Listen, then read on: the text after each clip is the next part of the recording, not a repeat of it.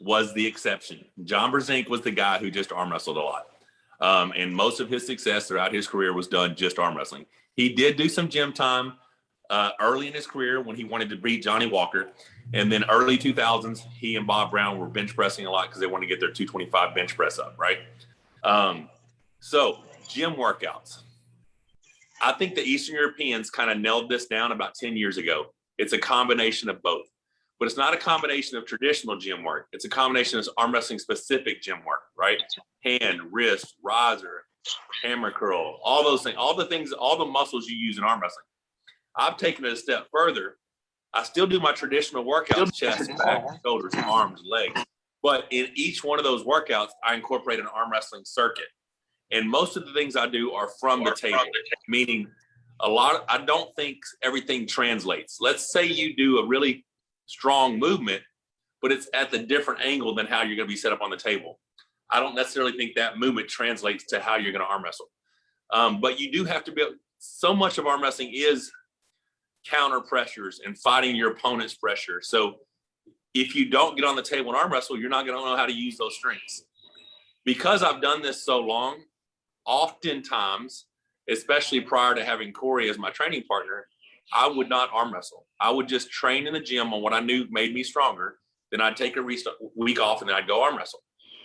Because arm wrestling actually hurt me. The more I arm wrestled, the more pain I had and the harder my workouts were. Once Corey started training with me, every workout, before he would leave, we would get on the table and arm wrestle. Well, it made my body more conditioned. And now that I'm doing these tours, I'm arm wrestling so much. Like we did 22 states plus Washington, D.C. in July in 21 days. 4,700 miles, and I bet I arm wrestled at least 200 matches, right?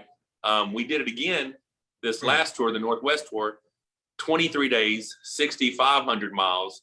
And I don't know if you guys saw the video we put out today of me arm wrestling the Salt Lake City crew, Jordan Steele, Cody Merritt. It was 28 guys back to back. All of them from round one, my wrist and hand were exposed. And I still won every match.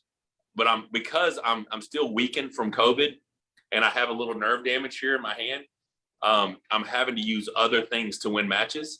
And I think that when I heal back, I'm going to have a more complete arsenal, which is good. I don't really remember the question was table time or arm wrestling. So table time or weight training. I love weight training the way I train, not just general weightlifting. It's not as much fun for me anymore.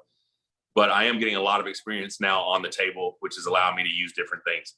For the newcomer, the amateur arm wrestler, I would say arm wrestle as much as possible. No one has the same hand. No one pulls the same. The more times you can get on the table, the better you're going to be. But once you know how to arm wrestle, you have to be strong. Like my stepson knows everything about arm wrestling I do, but he has no chance of beating me because he's not as strong as me, right? To answer the question fully, can you become a legendary elite arm wrestler just by table time? My answer is I don't believe so. John Brzenk was an exception. He's not the rule. He was the exception. I think most guys are going to have to do a combination of arm wrestling on the table plus arm wrestling specific exercises in the gym.